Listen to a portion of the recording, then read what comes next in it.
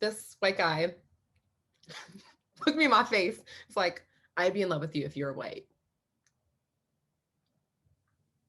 Wow, sir. Hello, everybody, and welcome back to my channel. I am here with Nonnah, who is an awesome creator that I connected with on TikTok.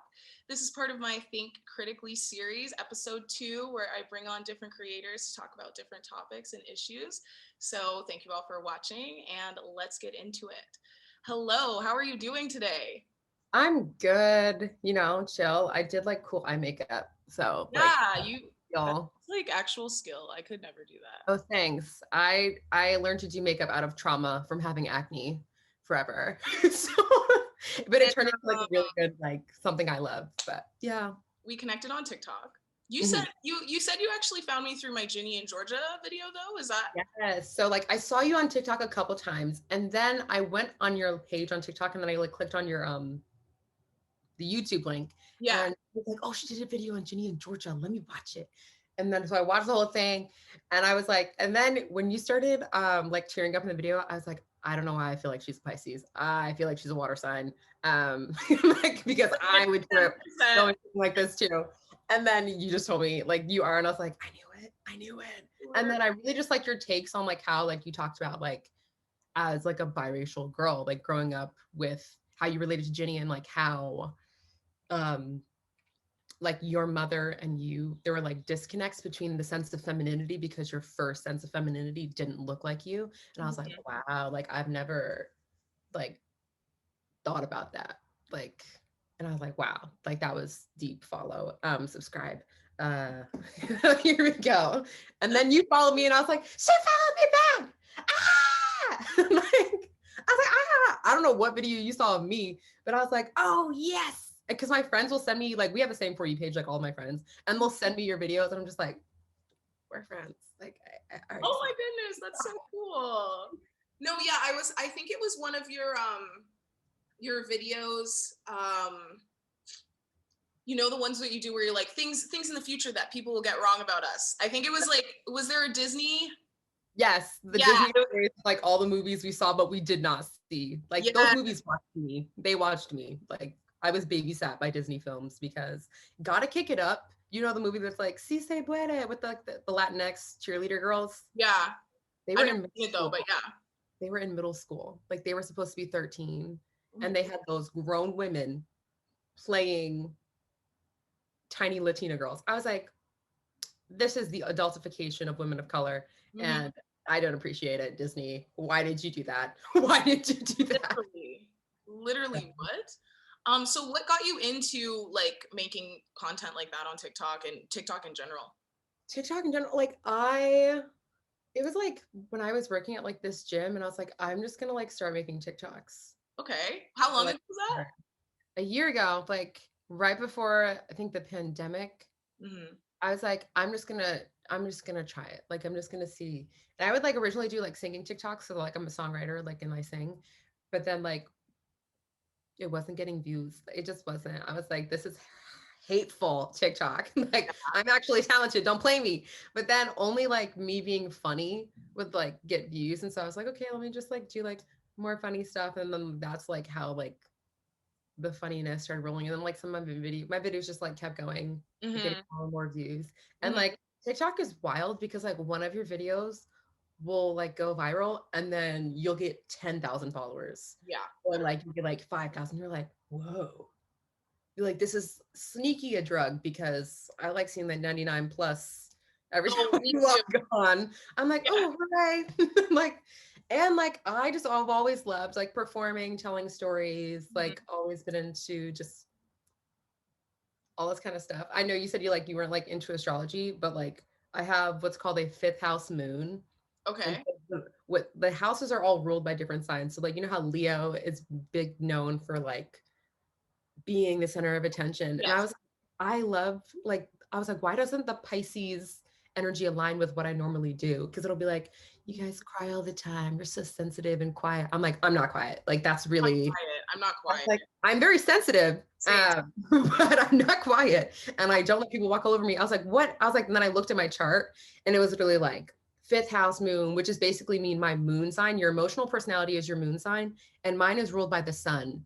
So like I like to perform. It's like a performer's mark. Like, Interesting.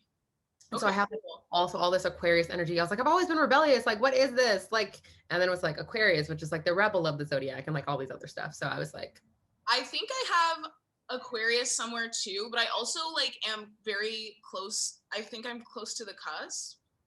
I Wait, could use the chart right now and tell you. yes, I am. I'm because my birthday's early, February 21st, so I'm like on the cusp. Oh, yeah, like you're the first day of Pisces. Well, second day. Yeah, and people have told me that like I really do display Aquarius qualities. You do. You So, do. and so Like, I have a Scorpio rising. So whatever that means. What does that mean? Tell me what that means. no wonder I liked you. I'm always Scorpio risings will get me every time, every single time. Like Really? there's something about Scorpio because I'm a Pisces, so like Scorpio and Pisces are like it's in the water family. So it's like Scorpio, Pisces, Cancer. Those are the water signs, and Okay. they're all super emotionally intense. So it's Ah, like you might like to keep a lot of secrets. sense. You might like to keep a little bit of secrets to yourself. If you have a Scorpio rising, you're a little more private and like a little more like brooding. Like Scorpio risings are like Justin Bieber's a Scorpio rising. Interesting. Yeah. Okay. Let me see. I think that has something to do with because isn't that the one that has a lot to do with how people perceive you?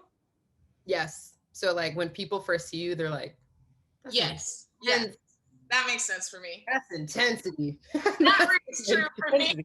Like Scorpios are so intense, and Yes. that's your ruler sign. So like Scorpio, I think is ruled by Mars.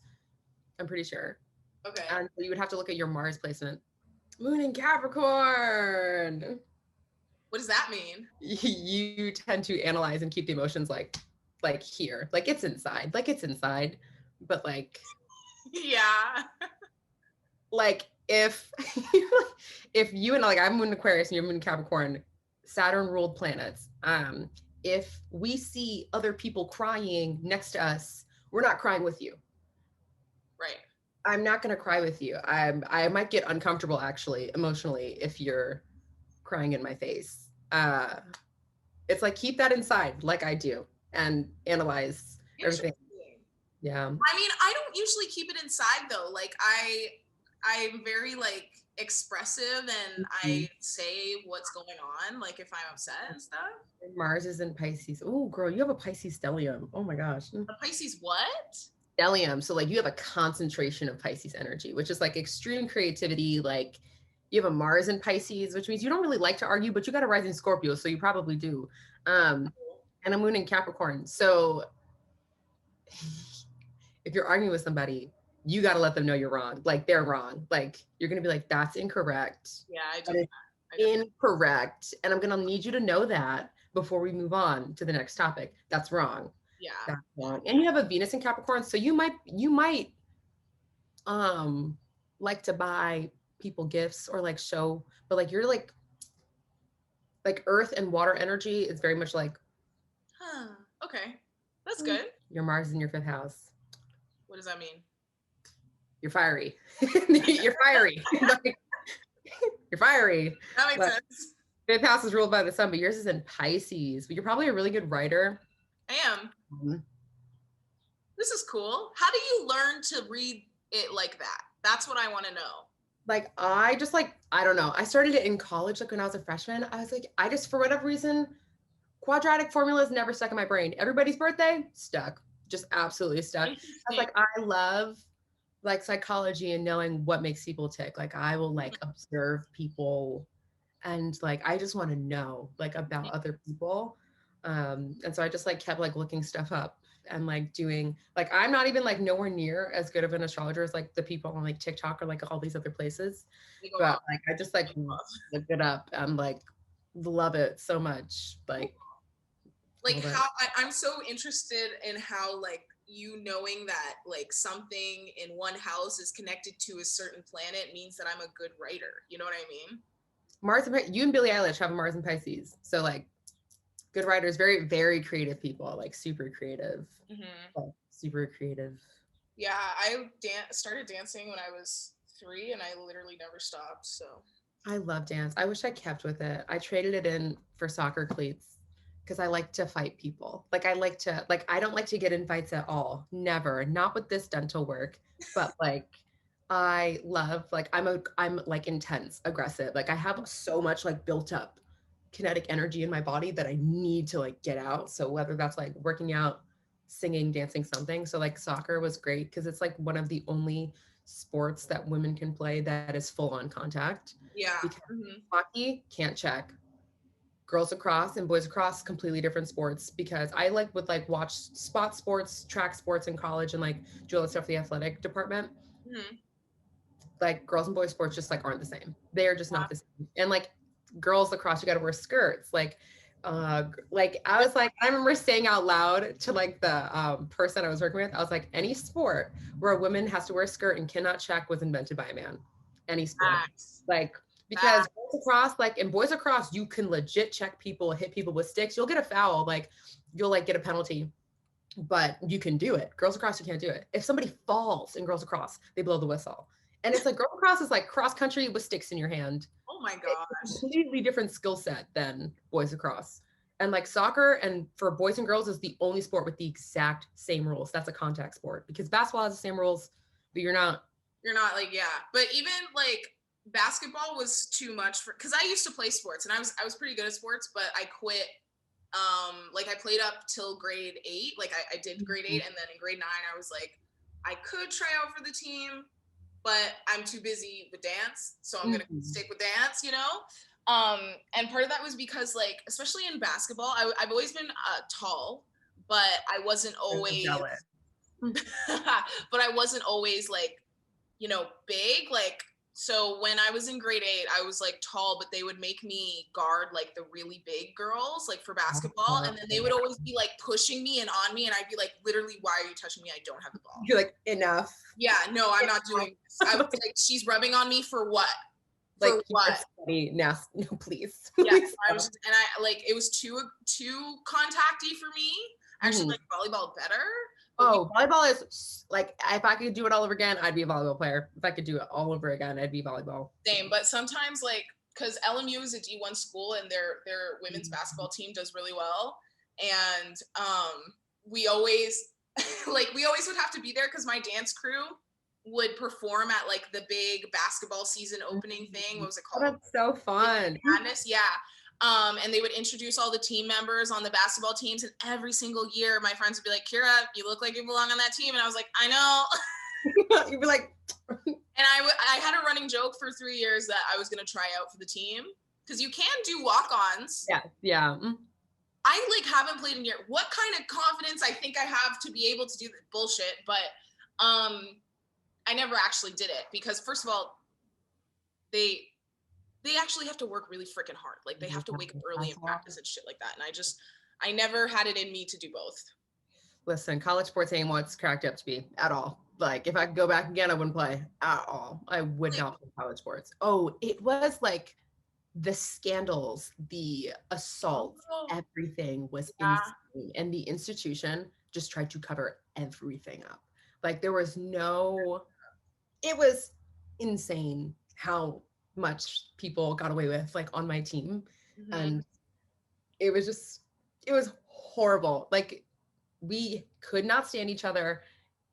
Like people's lawyers were involved. It was, Oh my goodness. I could write a book about it. I swear I could write a book about all the things I saw in college that were just like, are we for real? Like And kids you, are just gonna get away with this? yeah, and you went to a PWI. Mm-hmm. So, Yeah. Yeah. So and it what was was your experience there? traumatizing and fun. I don't know. Like I relate. I was like, oh, this is so cool. Like, hi everybody. Ah! Like, but other days I was like, wow, that was Too much. what? I'm like, I remember this white guy looked me in my face. It's like, I'd be in love with you if you were white. Wow, sir. That's You crazy. think that was a compliment? Like, Oh, I don't know what was happening. Like, what was what does that rampant mean? brain at the time? That means he's racist. That's what that means. Like the things I would hear The Yeah. thing is, I would experience like all like frat culture was huge at the school I went to, even though it was really tiny. The frats ran the place, ran it. They also ran other things. But they ran the school because they have money. They have money. So they ran the school. And like we would pull up to the door because me and my friends, like we were all like my closest friends, we were brown, all different like mixes and ethnicities and races, but we're brown, like all of us. And it's visible, except for one of us who's a white Latina, like it was visible. And so every time we rolled up to like a frat party that like it wasn't with the football guys, because football guys, majority of the football guys are Black and brown at the school we went to, and they had their own frat and they didn't care who literally came into the parties. But like all the other frats, they'd be like, do you have the rival of Pepsi? If you don't, you can't come in. No Black girls tonight. No Muslims tonight. No fat girls tonight. Craziest things. If I let you in, we're gonna have to be racist to the brown girls behind you. So no. Like What? people would get in like it was really like it was one of the wildest 4 years of my life. And we all partied so hard. Like I would go out 4 nights a week. And I was in musicals, a cappella, working two or three jobs, and doing sports and having schools. How? Literally how? I don't know how I graduated. I don't know how. Alive. Girl, ask my liver, because why was I drinking Fireball like just freely? For look, what was I doing? Like it's literally banned in England. Like it was just the culture at the school is very toxic. Sometimes it was a lot of fun. I'm not gonna hold you. Like when it was good, but when it was bad, it was bad. Like super homophobic people, super toxic masculinity, like a frat culture, even though it's like really homoerotic. Like it's just super racist and like supported by the institution. Like all of these things were supported by like the alumni network and like all these other things. And it was just, it was. And that was in Connecticut? And like, it was sad because like, I wanted to basically, I would like look at all the other NESCAC schools because it's like New England, small schools, conference, and like, you know, Lin-Manuel Miranda? Yes. So he went to Wesleyan, which is a school 20 minutes away from mine. Okay. And it's like the liberal arts, like, oh, like we're so liberal, we love everybody, da da da da. And then I was talking to other brown people who went there and played sports, and they're like, it's a lie. It's a lie. They're like, nope. Like they think they're liberal. They think they are. They really think that they're with it, but they're not. Yeah. I was like, okay, so it didn't matter where I went, because I was like, if I had just gone to Wesleyan, nope, didn't matter. They're like, no, girl, if you went here, you would have probably had a slightly better time, but I also made like dope friends, so like I can't hate everything. Yeah. No, for sure. I feel that in the sense of like, so I went to school in LA at a liberal arts college as well, and it was way less like outward blatant racism than your experience, because you know it's LA, so people are keep it PC. Like, because people know that they'll, you know, get canceled and stuff, and it's like part of the culture to, even if you are racist, suppress it. You know what I mean? Like I remember, oh goodness, I remember when I was there for the election. That was my first year. That I was a freshman from a different country. I just came in, and it was in that November. Yeah. So that was such an experience, and it was a lot of okay, so nobody in my department who voted for Trump like said it until they were asked. Other people would be like, I'm voting for Hillary, you know, and like volunteer their political beliefs. And I noticed, I was like, You're like, some of y'all don't seem to be sharing so much. It's quiet over there. Like, you know what I mean? And I like kind of played the innocent Canadian role, even though I completely knew what was going on and had been studying this shit for months before it came. Because I was like, I'm not going to America when Trump is up for election without knowing what's going on. Yeah. I was like watching The View religiously all of my last year of high school. It's Megan, like, girl. Religiously. And so on election night, I asked we had some sort of like rehearsal for one of the pieces I was in, I think, for like the dance concert. And I remember we were in the locker room and I was asking it just so happened that everybody in the locker room was conservative. I don't know how I felt that energy because they weren't telling me that, but I felt that energy. And then There are tells. There are tells. Yes. And I asked them, I was like, well, who are you voting for? And I wasn't like, you better be voting for Hillary, whatever. Like, I just was like playing innocent Canadian. I am neutral. I'm not fucking neutral. I was pretending I'm neutral. I asked them who they were voting for.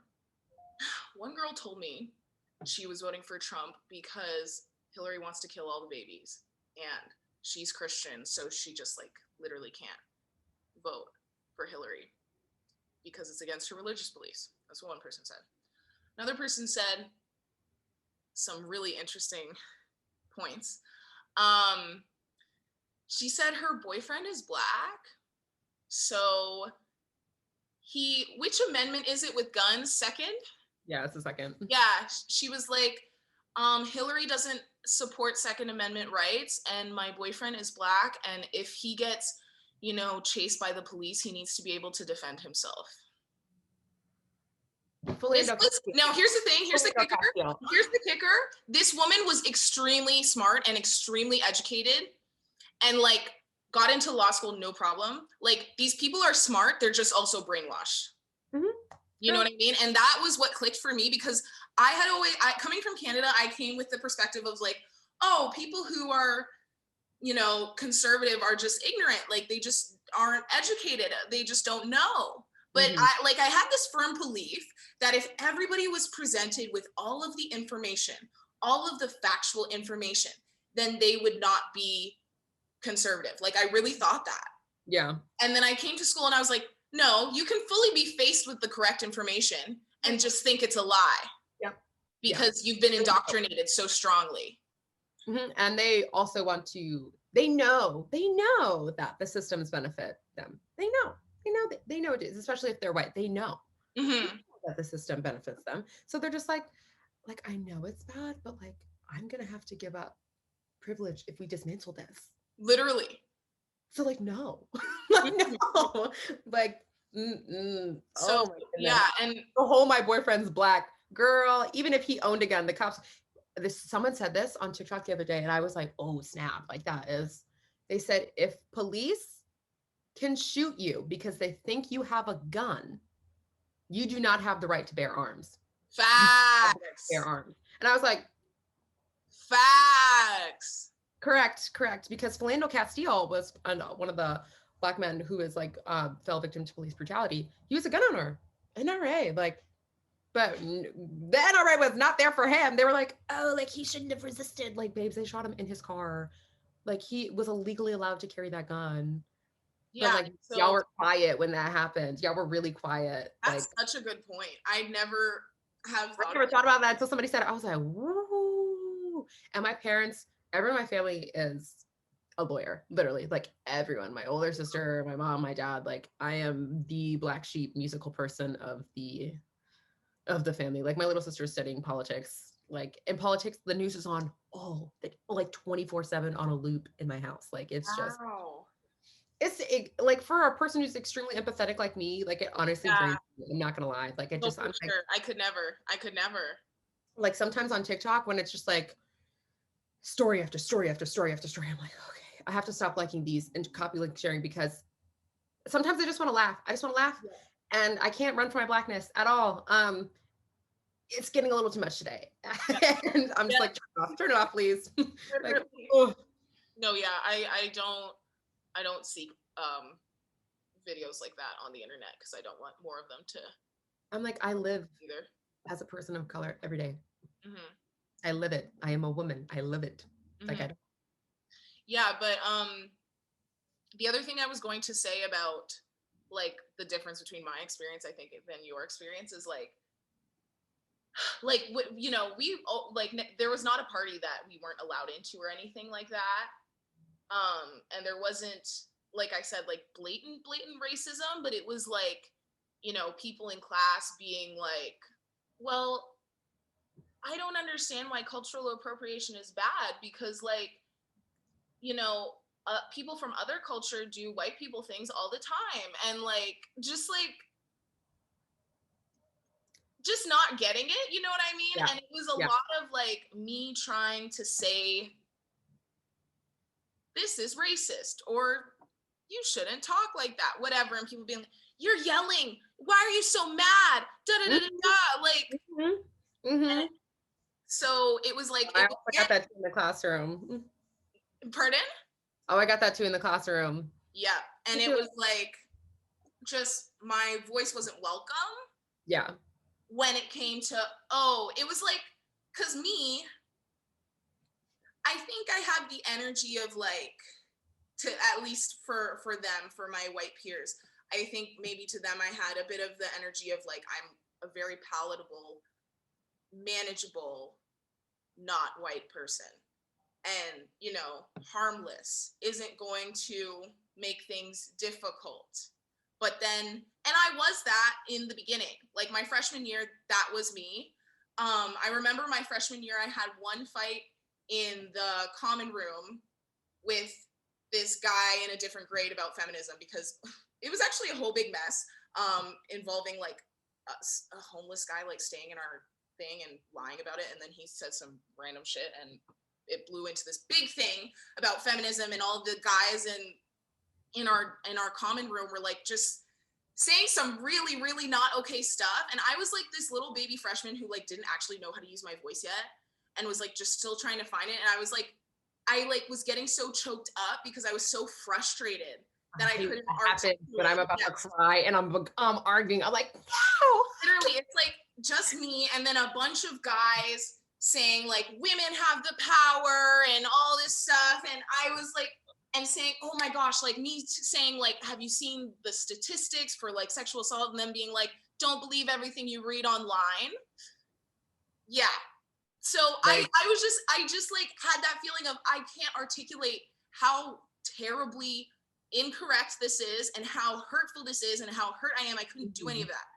And I will always remember that. But that was the first time I'd ever like tried to speak up, and it went terribly.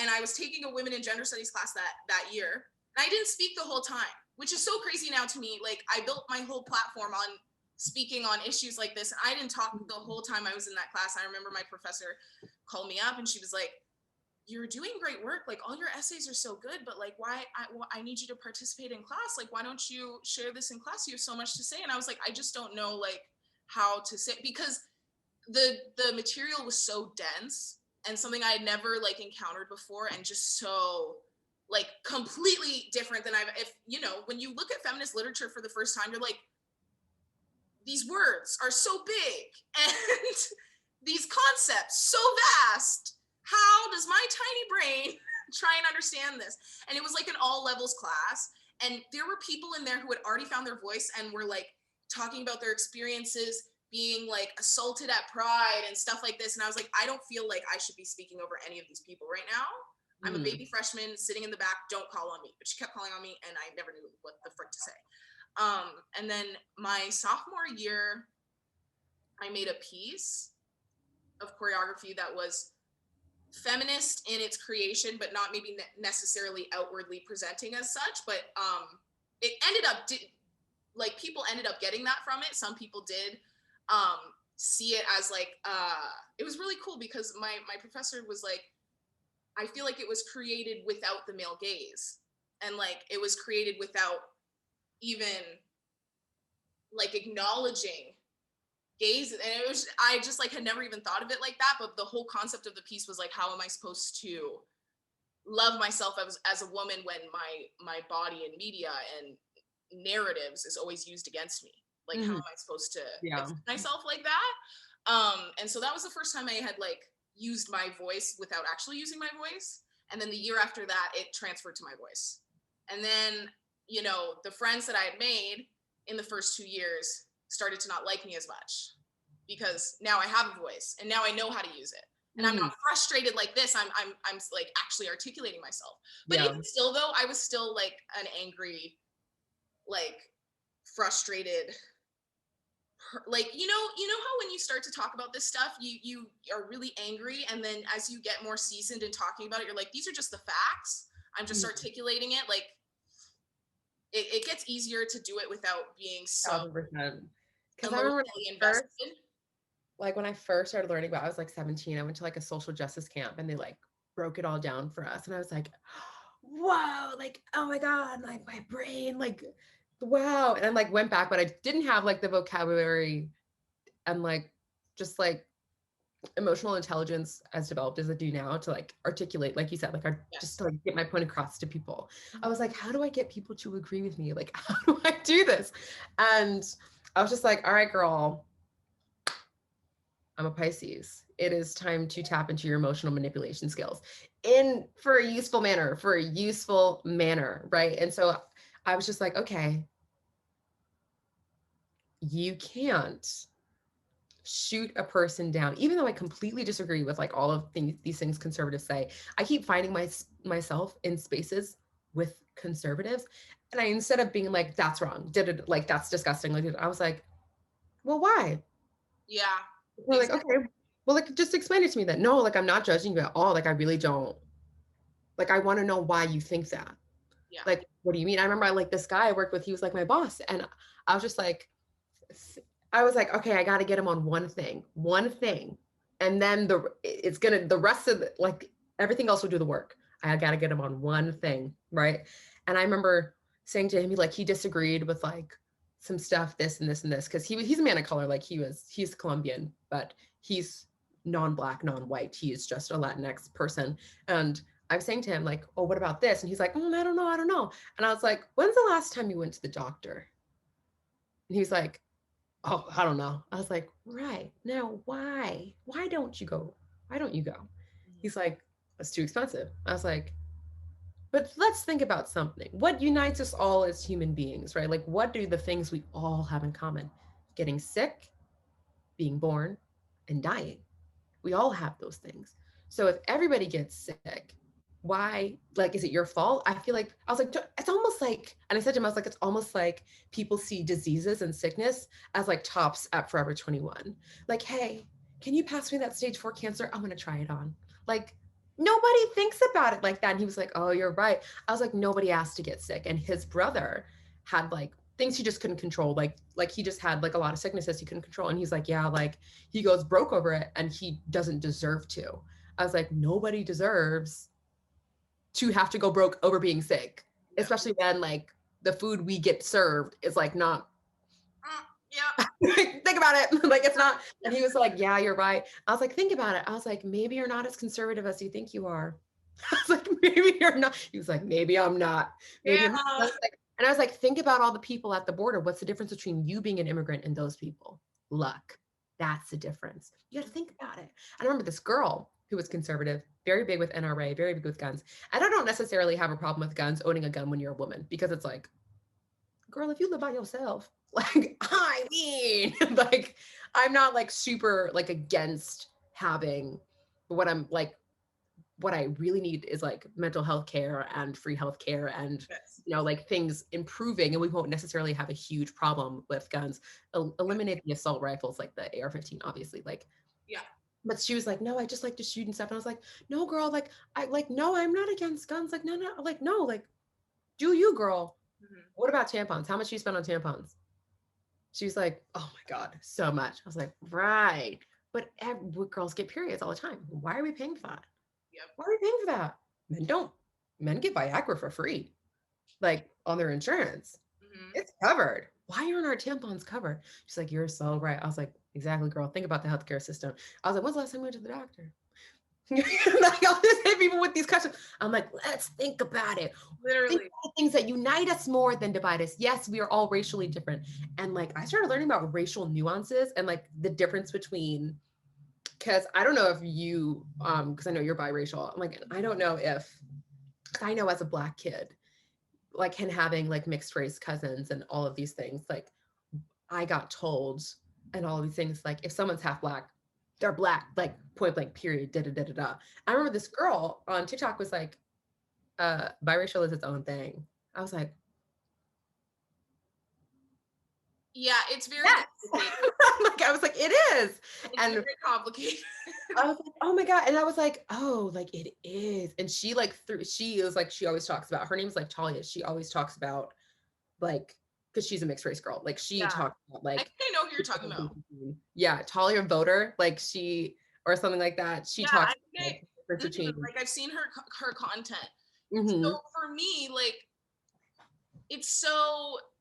it's tricky because it's sort of like yes, biracial is its own thing in theory, but in the world, is it? No. Not in America. Not in Yes. Well, America. in North America, because I'm in Yes. Canada. It's the same. Yeah. Because when I studied abroad in South Africa for 5 months. Oh yes, South Africa, they have like a whole community over there. And in England, like my cousin is biracial and she lives in England. Like she gets to freely identify as a biracial girl. Like she's like, yeah, I'm mixed. Like I was like, they got their own thing. Like I went to South Africa and I sat off the plane fully anticipating to be a Black person. I was like, I'm a Black girl. Like I'm in the motherland. Girl, I sat off the plane. They said, you're colored. My race changed. I was like, whoa, whoa, whoa. And this tan white girl that I was with, she got called colored. It was crazy. And then I worked in a colored school because in South Africa, it is so segregated because there are 1965, like in America, when we like Black people got civil rights, even though we were supposed to go in 1920, but it got pushed back by the women's rights movement. Anyways, we got in 1965. Theirs is 1994. So the kids our age and my sister's age are the first free generation outside of segregation. And it's insane. So I went there. Black people are different than colored people, and white and Asian are the same. Really weird. I was like, I fully expected race to be the same. I don't know why, but then I went there and it just completely wasn't. And so Black people are legit the quote, like that girl said, like monoracial. Like there's no mixing. Like they are Black, like the Xhosa people, the Khoisan, the Zulu people, like they are Black. And they have colored people. And I was working and they live in separate areas. They live in these things called townships. They live in completely separate areas. They speak different languages. They go to different schools and they have different religions. It is completely different. Like colored people speak Afrikaans, that's their first language. And sometimes they speak English. South Africa also has 11 national languages. So like it's a lot. And so, and you speak a language like of your tribe, of your people. And colored people, I remember I met these kids because I worked in a school and I was there. I was like, oh, what's your name? And they'd be like, Chelsea. Chelsea. Okay. What's your name? Jordan. Huh. Okay. Meet like the Black kids who are, and I was like, what's your name? And Tabby sang. I was like, oh, okay. What's your name? Zanele. And these are names of like my friends, like that were Black.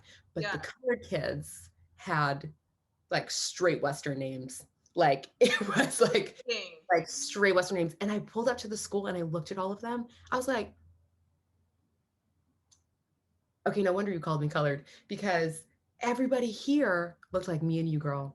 Everybody there looked like either a mixed race person from North America, Black or Hispanic, Asian person. Like it was like, look, I looked at America in South Africa. I was like, wow. No wonder they call Americans non-Black people. Like, no wonder. And I was like, who's going to tell America? Because our version of Black is very different than theirs. Who's going to tell? Who's going to tell? Because it's like Steph Curry and Beyonce are Black here. Very much so. Black parents, right? They go to South Africa. They're on the radio. They're like, well, like in America, all of their colored celebrities are considered Black. I was like, interesting. It was so weird. Everywhere I went, people spoke to me in Afrikaans. Like nobody thought I was Black at all. And like, I was like, that is so wild because I'm so obviously Black in America. Like, no, but it was just like all of the colored kids looked exactly like me, like you, like Beyonce. But there were also darker skin colored kids too. But it was like about where you lived, where you grew up, what language you spoke. Because in South Africa, up until I think it was 1994, you had to apply for your race. You had to apply. And so what started happening was colored people could apply for more jobs than Black people could. So in order to be colored, they started doing the things like they did in North America, the pencil test, the paper bag test, all these other things. Like you had to speak Afrikaans. So certain Black people started speaking Afrikaans, straightening their hair, lightening their skin, all of these things. And so you got the same like colorism issues. And like their communities are very segregated. Like I remember talking to this colored girl at the school that I went to, because it was predominantly colored and black, the college that I went to. And she said to me, I was like, oh, like, I've noticed people don't really, bless you, I've noticed people really don't like intermix. And she's like, yeah, like, I feel like I feel like we're just better off separate. Like, I just feel like we're better off. I was like, yeah, I've noticed nobody like, because when I tell you, the white people there, really tall, number one, because they're the Dutch, and the Dutch fought with the British on who got to colonize the Khoisan people, and the Dutch won. And they're so tall, they do not look people of color in the eye. They don't even look, girl, I could be the stick of deodorant.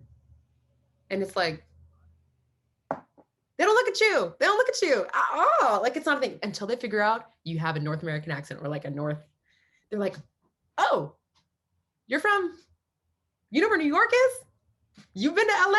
Like, they want to know about it. They treat you so much better the second they figure out you're a non-South African. And I was like, how interesting. And then I know when I'm like interracial dating, not a thing. It is not a thing. It's not a thing. I was like, how do you feel? And I was talking to this girl, and I was like, oh, so like nobody interracial dates? And she's like, I like my men chocolate, like, you know. I was like, oh, so you like black guys? She's like, no, I like colored guys.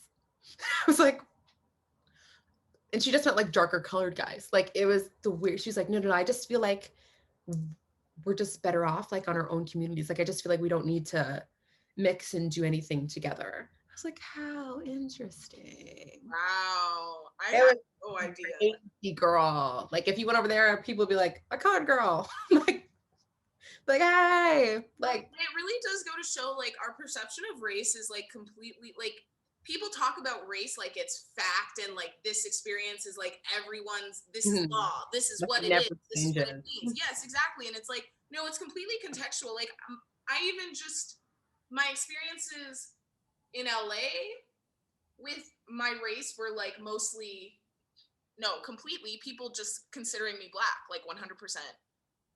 Not being like, oh, but are you da da da? They were just like, you're black. And then when sometimes people would ask me like, you're black, but like you're mixed, what are you mixed with? They wanted me to say black and white. Whereas like in Canada, when people ask me that, they want me to say Trini and Irish. You're Trinidadian? Yes. Girl, an island girl. I mean, like, Canada has so many people from the islands. Yeah. Like, yeah, but it's like interesting, like Canada has more value on the actual culture. Whereas like America's just like, so black, white, which one? Yeah. You know what I mean? And then it's just, and I didn't know that I really had the option to identify as just biracial. Like I was never presented that option. The thing is like, when you're biracial, you are the first of your experience in your life. That's like the point. You know what I mean? It's, I mean, unless you have siblings.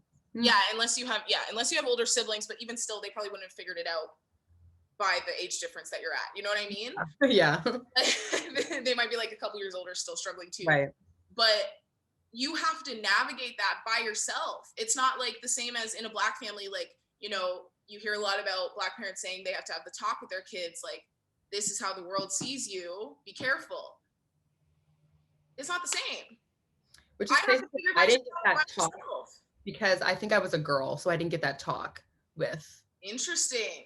I think since like I only have sisters. My dad didn't have any sons. Also, my dad's light skin, like, and colorism plays a factor into for sure. Like how certain black people are perceived. So as a lighter skinned black person and like not being dark skinned, people automatically just felt more comfortable around me, sadly, because they're just like, oh, like, you look like you're partially white.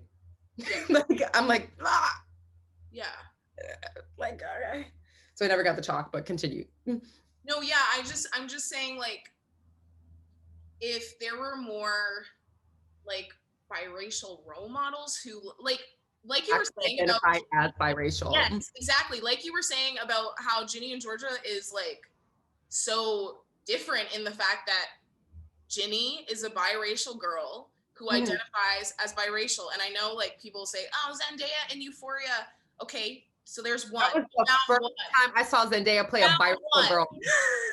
Exactly. I was like, Yeah, because you were definitely on Casey Undercover. You had 2 Black parents, girl. Let's not forget. Like everything else she played in, she was just playing someone who was Black. Yeah. Like, so, yeah, and also, it's a different experience. I mean, and maybe this is just me being selfish, but I would love to see like the the experience of a biracial person with a Black mom and a white dad, and also a biracial person's experience with a white mom and a Black dad, or maybe just one parent on either side. But like Zendaya in Euphoria is different than Ginny in Georgia. But it's like, I also feel like that girl Talia on TikTok was saying, she was like, we just need more spaces for people. I was like, yeah, like I'm like, because like in America, like biracial children often get told that they are just one thing, to identify as just one thing, instead of being like, oh, like you're both things. Like you like, there's like, no, like you're this. And so that's why we get instances like Zendaya and all of these people. And like, even though we're a country of, like I said, extremely mixed people, like we get called the melting pot, but nobody gets to identify as mixed race. Exactly. Very weird. And so like, we got like my dad's mother, and his whole, like, my dad's favorite person in the world was, he's like his great grandfather. He showed me a picture of that man. I said, Dad, he's white. My daddy's white. He's like, yeah, but he lived like a Black. I said, he might have lived like one, but isn't he was one? And like my dad, but in Kentucky, that's where they sold bed wenches during slavery. And so every person in Kentucky has mixed race ancestry, like the natives of Kentucky. And my dad's family has been there forever. And so nobody, but like they stopped letting people after a certain time identify as like certain biracial, because it changed, like race shifts and changes. So they had the terms quadroon, mulatto, like all these terms like of people who were like specific percentages of Black, and then they stopped doing that. And so all of mixed race peoples either passed off as white or they lived Black, and that was what it was. And so what happened was colorism also kicked in, and so the very, very, very light Black people who were mixed race but were Black just married each other. And then I like look at my family on my dad's side, and I'm like, okay, I know these pictures are old, but why everybody looks white? Everybody, like my Nana is your color, like, and I'm just like, Nana, and like they did everybody's DNA, and I was like, Nana, you're 70% white. Like, I don't know how to tell you this. like, Dad, you're 45%. Like, you're literally half and half. Like, I don't know. Like, but it's like all of these things where like Black and mixed race people never actually identified as mixed race. So they just got this whole like Black experience. Yes. Which is like, girl, you know, if you look back and you looked up your ancestry, you just gonna find one thing? No. Yeah. No. And like my mom's from Jamaica, same thing. Mm-hmm. Her answer, it's not one thing. So it's like all of this whole thing. So that's why we don't have these spaces for mixed race peoples, because they have been told to just identify as one. Because like only recently, I remember like taking like standardized testing when I was a kid, and it was just like Black, white, other, da da da da da. Yeah. Like check 2. Like it wasn't like check 3, 4, like whatever you are. It was like, no, just. Yes, 100%. And it's been like that for most of my life. Like I only recently have seen that like you can click more than one box. But oh my God. And also, you want to know a weird statistic about in America about crime? Right. So when mixed race people who are Black, white, Black, Asian, whatever mix there is, when they commit crimes, they don't go down. If they are half white, they do not get put in other or white. They get put down as whatever darker race they are. Well, that is a really interesting point, because so I was watching. Do you know who For Harriet is on YouTube? Kimberly Foster is her name. She was talking about like the whole Meghan and Harry situation. And she was talking about Meghan, and she called Meghan a biracial Black person, which that is now the term that I use after I heard her say it for the first time. First of all, like this is what I'm saying. The term that I most identify with, I was presented with this year. So there's that. Like nobody tells you how to be a biracial person. There's no starter kit on how to be a biracial person. It's like, figure it out, and you're gonna get told a bunch of different things until you figure it out. But she called her a biracial Black person because she said, even though like specifically in Meghan Markle's case, especially because she wears her hair straight, she may come off as white passing to some people. Sure. Yes. Yeah. She was like, it's important to acknowledge that, especially because everybody knows who she is and she walks around sometimes with her mother, they know she's Black. Like they know that she has that in her and they are going to treat her that way. Yes. So it's important to acknowledge the Blackness because that's what is like heavy on her when she's navigating through the world. Like that's what sticks with her when she's navigating. And that's how I think of it too. Sometimes like whatever the part of your identity is that is, pardon? Oh, I said phenotypical expression. I was gonna say like, yes. Well, I actually was gonna say, whatever is like the part of your identity that is the most like oppressed. You know what I mean? Is like heavy. It's like, and that it kind of takes a lot of weight in your identity in that way. And it's really interesting that you said like they would put it into the Black category if you. Oh yeah, no, like if Dante Wright, like biracial guy, biracial, but the way he looks, those cops didn't think that. Yeah, they're like, that's a Black man, light skin but Black. Like they. And I remember, so my sister's best friend, she lives with us. Her name is Sydney, and she is biracial. She's Latinx and Black, and she actually looks identical to my older sister. It is the strangest thing, and they're best friends. Every person in my sister's life who she loves looks exactly like her, including her fiance. He is also biracial. And literally, I was like, but the thing about it is Sydney is biracial, but she looks the way she looks. No one looks at her and goes, ah, yes, a biracial woman. They go, a Black girl. They just go Black. So it's like she is biracial, but like everybody looks at her and like just sadly tells her one thing, because that's the thing. Even though she is biracial, she has to worry about issues that affect Black women because she often gets grouped in with Black women. Yeah, and I think the other thing we have to understand, and this is part of the nuance aspect, is just because like I look biracial to people who know what biracial is. A lot of white people are not thinking like this. No, like they do not know. And you have to take an account for that, because growing up, nobody was like, oh, so you're mixed race. People were like, so where are you from? Here. Where are you really from? Africa.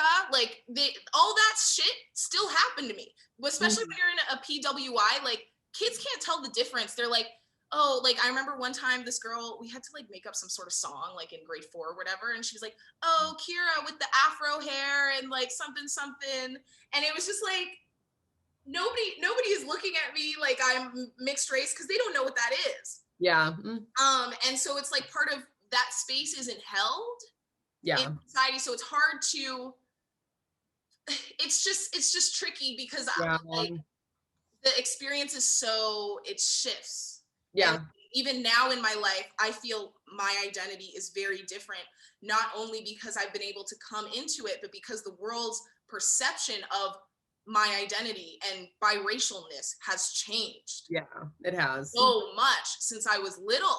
Like people, and just of race in general has changed so much. Like the way people engage with things has changed so much. So I feel way more able to identify as biracial or biracial Black in a world now that is starting to actually say that word. Yeah. And recognize that it's a thing.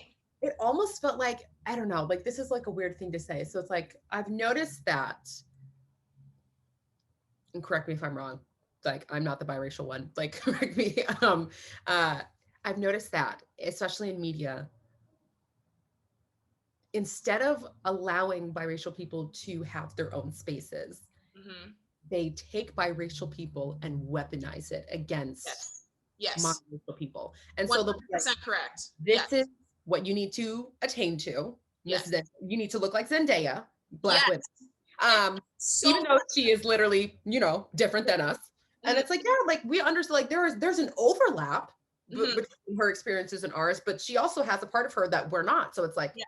okay, but they get weapon. They say, hey, mixed race people, you're not going to get your own space. You're just not. Like, sorry about that. But I will use you and put you in monoracial people's roles and tell monoracial people this is what they need to be like. Well, I'll also say I think that happens more so with women. I don't think it happens very much. Like men, Black men are way more allowed to be anywhere on the scale. Girl, talk about it. Guys, listen. Like, literally. It's the misogynoir. Like it's the whole like male privilege thing. Like men really get to be like, this is what I am. And people be like, yeah. Yes. Yeah. But for women, like girl. For women, especially like in film and TV and stuff, like with Zendaya, a lot of times they're like, okay, we're gonna take this one biracial person and she's going to be the main Black girl in every film. And then, you know, Black people say colorism, biracials, you know, masquerading as Blacks. And it is that. And it's also, but the thing is, it's the casting directors who do that. Yeah. It's the casting directors who decide we're going to put a biracial person in a Black role. And it's interesting to see how the narrative gets back to just Black women having to compete. Like when it's all up to the white casting directors who did this in the first place. But if you just put everybody where they actually belong. Right. Like if Zendaya actually a biracial person. Yes. And give them an authentic storyline. That's why Ginny and Georgia was so great. Like even the like couple things that I didn't like about it, but overall you can't deny that it's a fantastic piece of work just because she is one of the first characters who's biracial playing a biracial character. And that is way more valuable than anything we like. Yeah. Like I was like, whoa, okay. I was like, oh, this is what people feel like when they watch something that they relate to. Nice. I love Zendaya so much. I love Amanda Steinberg and all those girls. But I was like, often they're like. But the thing is, too, is and the thing is, too, what people need to understand is watching them be in roles that don't represent me isn't helping me either. Like I'm not feeling fulfilled by mixed people taking up all the Black roles because, again, there's nuance that isn't accurate there. It's Amandla, you know, always in the hood, like in a bunch for what? Like, I mean, and you can do that, but it's just like, do we have to use her every time for the most? Like, I just. And it's also like I noticed how they tend to use her for, like you said, like roles in the hood. I was like, it's because she looks very, very, very Black. She looks less racially ambiguous than Zendaya. Like she just does. So the Zendaya, like she gets like these roles were like, oh, Spider-Man, like all these other things, like like all of her roles. And like then they start putting Miss Amandla in the hood. And I'm like, I feel as if there's more things to unpack because Zendaya is very thin. Amandla is thin, but not Zendaya's model archetype body. And like how Zendaya gets to be, she's literally seen as like this feminine icon to a lot of people. Like she easily gets to be so feminine. Well, as feminine as you can be for a woman of color, like in societies like this. Like people are like, oh, she's so feminine, like she's so this. But then you see women who are darker. Did you see the TikTok the other day talking about like how people have treated Zendaya versus Meg? Yes. They were like, look at, like, think body type wise, Megan is ultimate feminine, like very curvy, like yes, like so feminine in her physicality. So why is she the one that everybody calls a man when Zendaya is not? Like she doesn't have the same curves. She doesn't have what people have said these are feminine qualities. Are they? Or are they only for some people? Or is this what closer to the white ideal standard that everybody collectively gets held to, right? And so it's just like this, it's like this whole mess of things that like things layer on top of each other because there's colorism, there's anti-Blackness, there's fatphobic culture, there's all of these things. And it's like, especially with the body positive movement, I'm like, how, like, I see how this got co-opted, but Why? why did you go to somebody else's birthday party and blow out their candles? Why did you do that? Just Like, a lack of critical thinking, and it's mhm, white privilege will ruin anything. White privilege will make you unable to see how your involvement in a movement is actually going to ruin it. And I think a mhm. lot of times it's like white women want something to identify with, and then They do. They really, and it's like I remember I have like white female friends and they understand most of yeah. racial nuances and everything, Mhm. but it's like it's almost as if in society today being oppressed has become trendy. It has 100%. Oh, like this is what I identify as and all these things. And it's like, white girls, listen, I have grown up with white women like the whole time. Like, and so in terms of the friendships and how it went down, it was like, what are we doing together? It was very much a collective, Mhm. and people always try to be this one standard. That's why a lot of times you see um, girls dressing the same, like Mhm. in those friend groups. And it's because uh, the way their validation tends to work is if like your ideas get validated, especially if you see them on another person, Yes. right? So like they're like, wear this skirt with me, wear this with me, do Yeah. this with me, and all these other Change things. So like, your they're hair. all together. Oh my goodness, the way I was like, I never said I was trying to be a white girl at 13, but like every action I did said it for me. Like it was just, I used to smile and tuck my upper lip in. Like I used to smile like this. Oh my gosh. I used to like, I would like straighten my hair all the way off and like, it would Same. like, and then I would like put it behind my like back because I was like, girl, I was bald headed, like point blank period, because my hair was gone. Like it was, I was struggling and nobody helped me. And I'll bring up the point about how nobody helps young girls of color. Hmm. And so I was struggling, girl. I would like tuck my upper lip underneath. Like I was walking in stores looking at skin bleaching creams, like all this horrid stuff that like nobody like, Tells you not to do. right. And there's just like, I was like, okay, like no, if it's just, if I do it in moderation, I'll just be fine. Because this is when I was 13, it was the first time I ever heard a boy look at me and say, I don't date black girls. Hmm. And I was like, well, I can't change that. But I could try. Like I could try. And so like I didn't actively say to myself, I'm gonna try, but I was like, if I just blend in a little bit, if I try, and I just wanted so because I went to a middle school and a high school with black and brown people, but my social life was very much with white people, Hmm. very much. Like everything I did, like my Sweet 16, my travel arrangements, all these things for soccer, my sports teams, everything outside the neighborhood I lived in, white. It was just white. And my first friends ever were like the white guys who lived down the street who were my age. Like it was just very much like white kids. And like I didn't think of anything of it until people started pointing it out to me, and especially it was the black and brown kids who pointed it out to me. They were like, "You're white." I was like, "Did you not see my parents drop me off? Did you not see them? Like they're biological. Like that's like that's Biological, yes. they're my parents. Like I look just like them."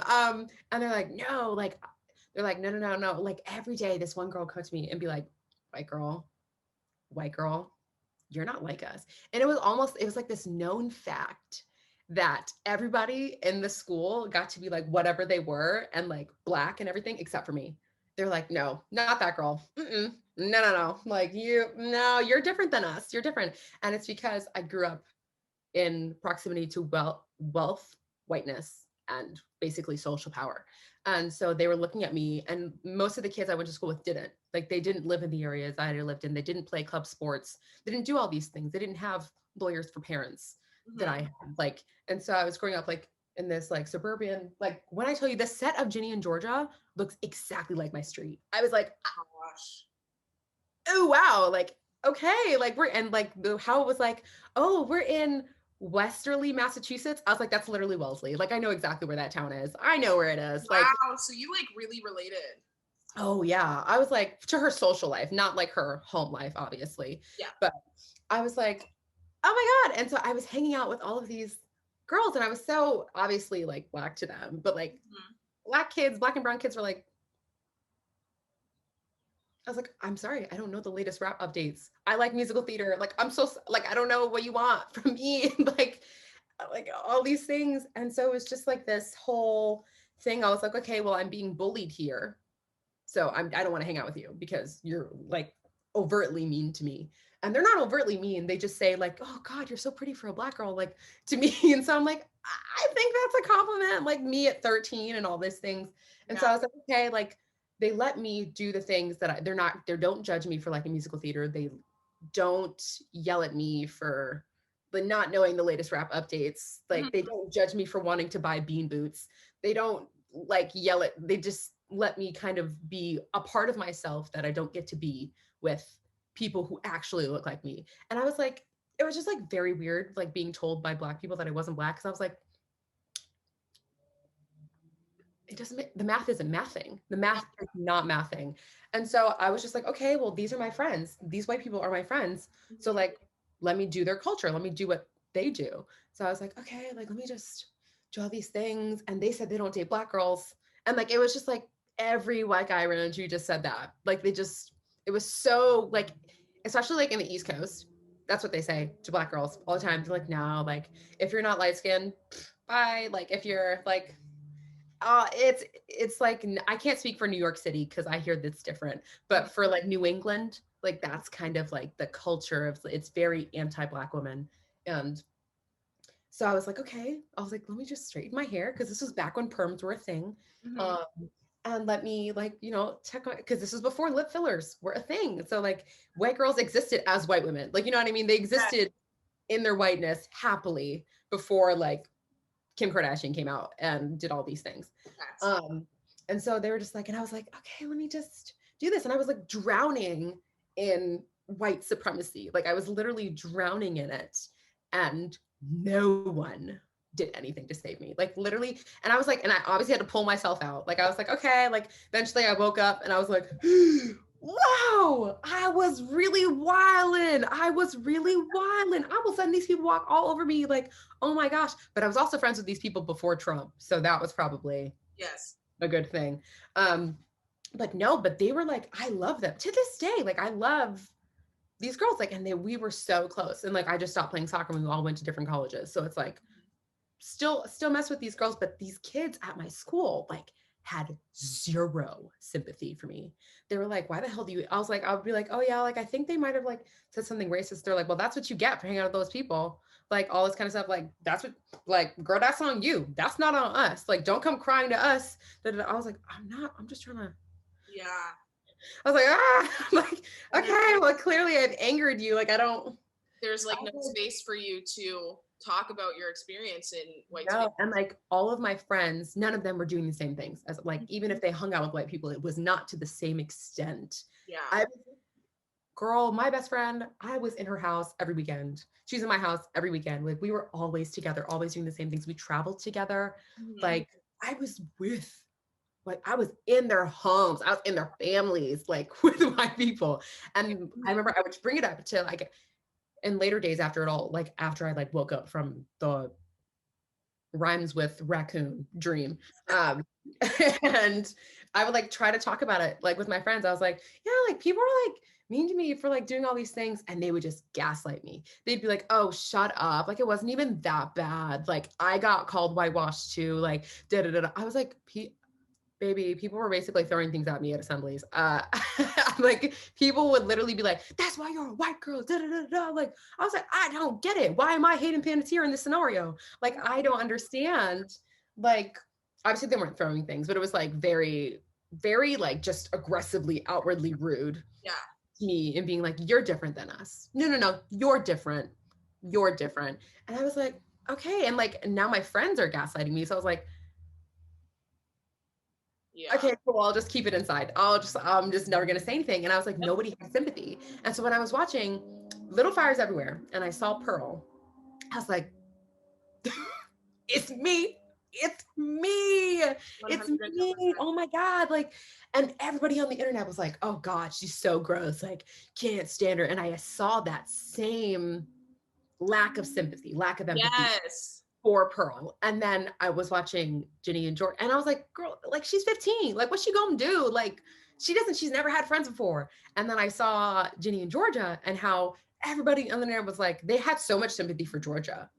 Everyone was like, Georgia did what she had to do. Literally. I was like, y'all, she was unaliving people. She was really. Like, she did not have to do that. The murder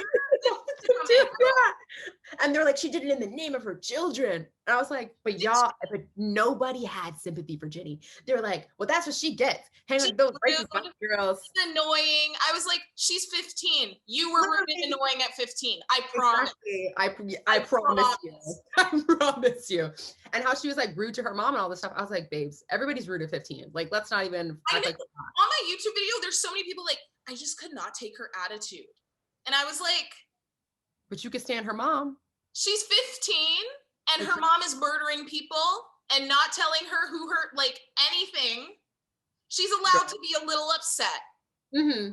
Like a little upset. And she's biracial and she doesn't know any other biracial people with her. Exactly. Like Ginny. Like she knew Hunter, but he was a different mix, right? Yes. And so it was very different for her. So she was just like, what do I do? Like, what do I do? And like the black people were like reaching out to her and being nice, which was different in my case because they weren't being very nice. Like some of them were, like obviously not the whole school was. Yeah. I had some friends, but they said to her, she was like, girl, you got to understand, we're not the same. Mm-hmm. You go over there and hang out with white people easily. Yeah. Like, and they let you in. Mm-hmm. And then I was like, oh, maybe that's what it was. Maybe because I was like, I'm easily migrating. Yeah. There's a group of white people, I'm not uncomfortable. Like, it's like you have like an adaptability that they don't have, and like the ability to migrate in a way that they don't. But it's still, and I was like, maybe it also colorism could add to this because I'm not dark skinned. So it's like, yeah, for sure. White people are like, oh, like no, like no, she's so fine. Like we love her. Like like no, like so pretty. Like love you, girl. And like, like bestie. Like I had never had somebody shorten my name before I was hanging out with people. Same. I was like, gosh. I was like, I've never heard my name shortened. Like, they're like, no names. They always want like, and I was like, okay, like yeah, fine. Like, okay, like it's chill. Yeah. But like nobody had sympathy for Ginny on the internet. And I was like, what are they talking? I was like, are you serious, y'all? She just found out her mom is unaliving people. She's biracial and she ain't got no biracial friends. No example for this. She's 15 in Wellesley, Massachusetts for all of this, hanging out with all of these racist white people that she doesn't know how to tell. Like, how do you look the people that you love in the face and tell them that they're racist? It's like. Exactly. It's like I've had friends say racist things and I'm like, how do I? And people will always look at you and black people will be like, well, I would have did this. I would have punched them in the face or done this. I would have told them right off. And I'm like, listen, I used to say that too. I used to be like, I would tell anybody. If I saw racism, I would call it right out. Mm-hmm. Then you get into the situation and then you look around and you realize you're the only person of color, only black person here. Literally. And there's no one else to come to your defense. And you remember all the times nobody else had sympathy. Nobody else understood what you were saying. So you were like, yeah, maybe I'll address this another time, like kind of thing. And I was just like, this. And when Ma'Khia Bryant came on the news and how everybody was like, this knife wielding woman was coming at the police officer. I was like, yeah, she was 15, trying not to get beat up by adults. And people had no sympathy for her. I was like, there's a common thread with people not having sympathy for young girls of color. And it's this whole adultifying of girls of color. Like, you should have known better. And it's like, 100%. Yep. All the time. What do you mean? Like, what do you mean? Somebody taught you how to know better. There's a point in time in your life where you did not know better. Mm-hmm. But somehow mixed race girls, black girls, girls of color are supposed to just automatically know better. And it's like, no, they don't. Like, no, they don't. Everybody has some sympathy for Miss Georgia. I was like, this is the infantilization of white women coming to play at y'all, because you think she's doing it to protect her kids. Whoa, she's doing it to protect herself. Yes. She's doing it to protect herself and her children, but she's doing it to protect herself. Mm-hmm. But nobody had sympathy. But and like everybody was like, oh, poor Austin. I said, y'all, he stabbed somebody. He done. I said the only person who wasn't violent in the show was Miss Jenny, and y'all had no sympathy for her. I was like, like, no, we have issues. Like, we have like genuine issues. What? What'd you say? She didn't even stab anybody. Nope, no violence on her end. None. Yeah, and it was just She got slapped. Pardon? Jenny got slapped. She got slapped by the evil redhead girl. Why was everybody, like you said, I also noticed everybody, I was like, the media has something out against redheads because they always make them the villains. Have you seen High School Musical, the series? No. Okay, so there's a character on the show who has red hair. Guess what their name is? Ariel. Big Red. Big Red. They don't have a name. It's just Big Red. They always do that. And I was like, what is, and then they put the two redheaded characters romantically together. I was like, y'all really do treat them like Black people. Y'all really do. Y'all really do. Like, what is it with y'all and redheads? They look so cool to me. Like, what is it? That is so funny and weird. It is. It's weird. Very strange. But yeah. Well, thank you so much for joining me. Do you have anything else you want to add before we log off? No, not that I can like think of. I'm sure I'll like think of something later and like talk to myself in the mirror about it. But as of right now, like, no, follow me on TikTok. Like, I don't. Yeah, plug yourself. What are all subscribe to your channel. But yeah, no, like, thank you for having me. Like, it was dope. Like, meet somebody from TikTok, like, over the internet. Yeah, no, 100%. And I like am feeling your Pisces energy, and I know yours too. Yes. Well, thank you so much, and I hope you have an awesome rest of your day. You too, girl. Okay. Don't be shy. Hit me up. I will. If you're ever in America. Yeah. If the world ever opens up again. I forgot. We do live in different countries, even though they're like, we live in different countries. Yes. No. Yes. Okay, girl. Thanks for having me. Of course. Thank you everybody so much for watching. Don't forget to like and subscribe. Follow me on Instagram and TikTok at Kira Bria. And yeah, have an awesome rest of your day, and I will see you next time. Bye. Bye.